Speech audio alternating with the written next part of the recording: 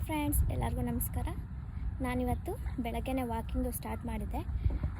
Start ಮಾಡಿಕೊಂಡು ತುಂಬ ಚೆನ್ನಾಗಿತ್ತು. ವಾಕ್ ಮಾಡ್ಕೊಂಡು ಹೋಗ್ಬೇಕಿದ್ರೆ ಸಿಕ್ಕಾಪಟ್ಟೆ ಫೈರ್ ಎಕ್ಸ್ಟಿಂಗ್ಷರ್ ವೆಹಿಕಲ್ ಎಲ್ಲ ಹೋಗ್ತಿತ್ತು. ಆಮೇಲೆ ನಾನು ಏನಾದರೂ ಫೈರ್ ಆಗಿದೆ ಅಂದ್ಕೊಂಡೆ. ಅವರು ವಾಟರ್ನ ಚೆಕ್ ಮಾಡ್ತಿದ್ರು, ಫೈರ್ ಫೈಟರ್ಸ್ನ ಎಷ್ಟು ನೀರಿದೆ, ಎಷ್ಟು ಕೆಪಾಸಿಟಿ ನೀರಿದೆ, ಮೆಷರ್ಮೆಂಟ್ ಎಲ್ಲ ಚೆಕ್ ಮಾಡ್ತಿದ್ರು.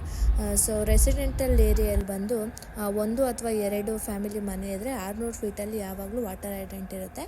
ಮತ್ತು ಸಿಂಗಲ್ ಫ್ಯಾಮಿಲಿ ಹೌಸಸ್ ಬಂದು 400 ಫೀಟಲ್ಲಿ ಯಾವತ್ತೂ ಅಷ್ಟೇ ವಾಟರ್ ಹೈಡ್ರೆಂಟ್ನ ಲೊಕೇಟ್ ಮಾಡಿರ್ತಾರೆ. ಏನಾದರೂ ಎಮರ್ಜೆನ್ಸಿ ಫೈರ್ ಆದರೆ ಸೊ ಇಮಿಡಿಯೇಟಾಗಿ ಅವರು ಆ್ಯಕ್ಷನ್ ಮಾಡಬೇಕಲ್ಲ. ಸೊ ಅದಕ್ಕೆ ವಾಟರ್ನ ಯಾವ ಇದರಲ್ಲಿ ಗ್ಯಾಜೆಟಲ್ಲಿ ಇದು ಮಾಡ್ತಾರೆ ಅಂದರೆ ಪಿಟೆಟ್ ಗ್ಯಾಜೆಟ್ನ ಯೂಸ್ ಮಾಡಿಕೊಂಡು ಅದರಲ್ಲಿ ಮೆಷರ್ಮೆಂಟ್ ಮಾಡ್ತಾರೆ.